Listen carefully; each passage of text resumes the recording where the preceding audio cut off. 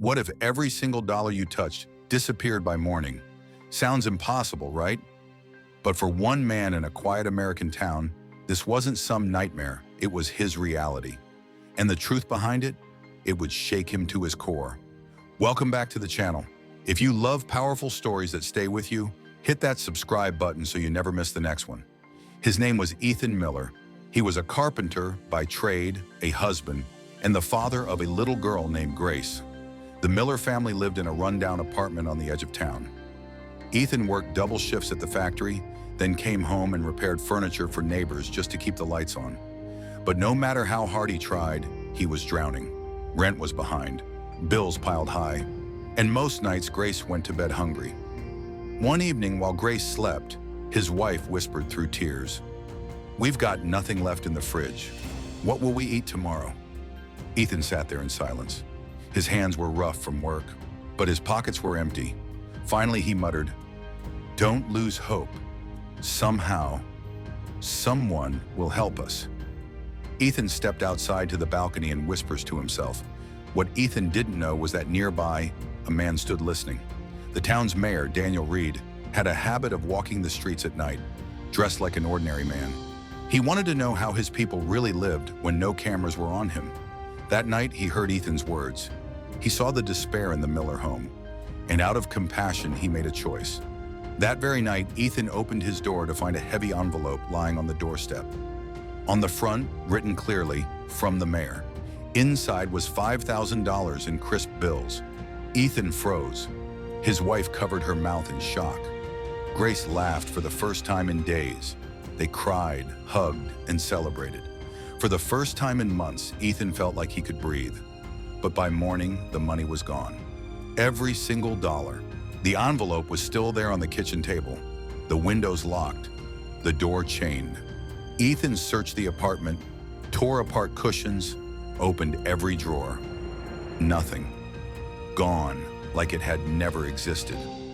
Heart pounding, he returned to the mayor's office and confessed what happened. He expected to be called a liar. Instead, Mayor Reed studied him carefully and handed him another envelope. "Try again," he said. That night, Ethan placed the money inside a locked safe under his bed. He slept with one eye open. But in the morning, the safe was empty. His wife looked at him in disbelief. His daughter asked why the magic money kept vanishing. Ethan felt shame burning inside his chest. A third time, the mayor gave him money. But this time, he followed Ethan home. Hidden in the dark, he waited outside the apartment building. Hours passed. The town grew silent. And then he saw it. A figure, black as smoke, slipped through Ethan's window. Moments later, it slid back out carrying the envelope. The mayor's heart pounded. He stepped from the shadows and shouted, "Stop! Who are you?" The figure turned.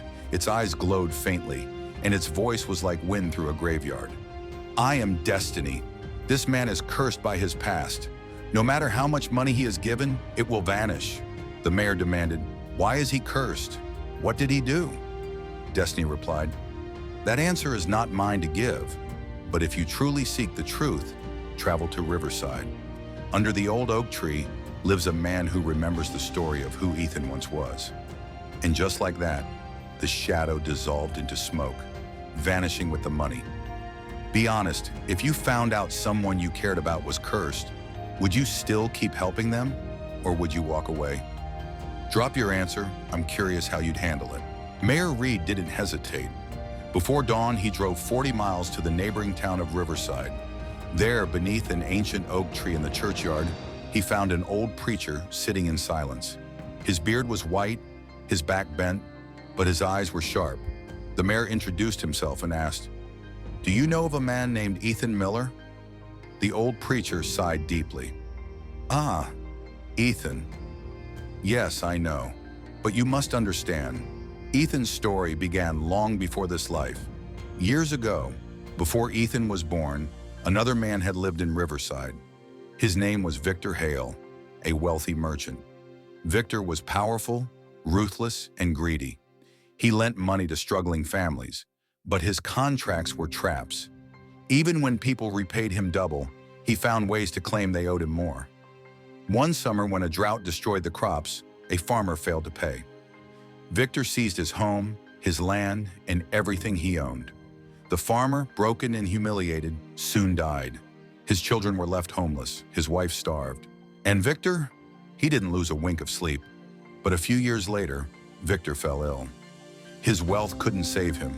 He died suddenly, leaving behind a legacy of hatred and curses. The preacher's voice dropped to a whisper. Victor Hale was reborn, and his name is Ethan Miller. Mayor Reed's blood ran cold. The curse made sense. Ethan was paying the price of his past life's greed. When the mayor returned and told Ethan everything, the carpenter broke down.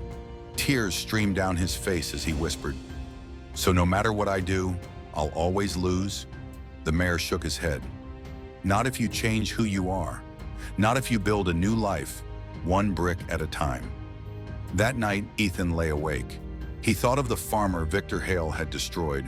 He thought of his daughter Grace, sleeping with an empty stomach. And he made a decision. From that day forward, he stopped waiting for money to fall into his lap. Instead, he worked harder. What do you think matters more, having money or having dignity? I want to hear your take, because Ethan is about to find out the hard way. He took extra carpentry jobs. He fixed old furniture for neighbors and refused payment if they couldn't afford it.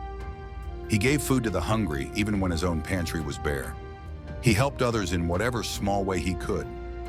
Weeks turned into months. The curse still lingered.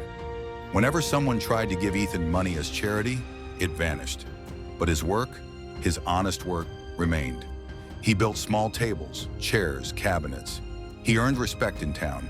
People began to trust him, admire him, call on him not just as a worker, but as a friend. And slowly, something inside Ethan shifted. He no longer dreamed of getting rich. He dreamed of being useful.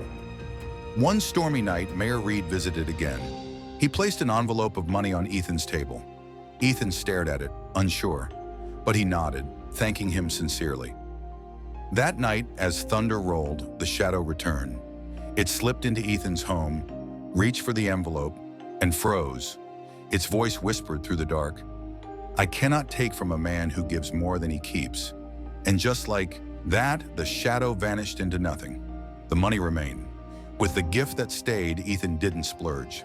He started a small workshop, hired 2 young men who also struggled to provide for their families, and slowly built a business. He never became the richest man in town, but he became something greater, respected, trusted, remembered.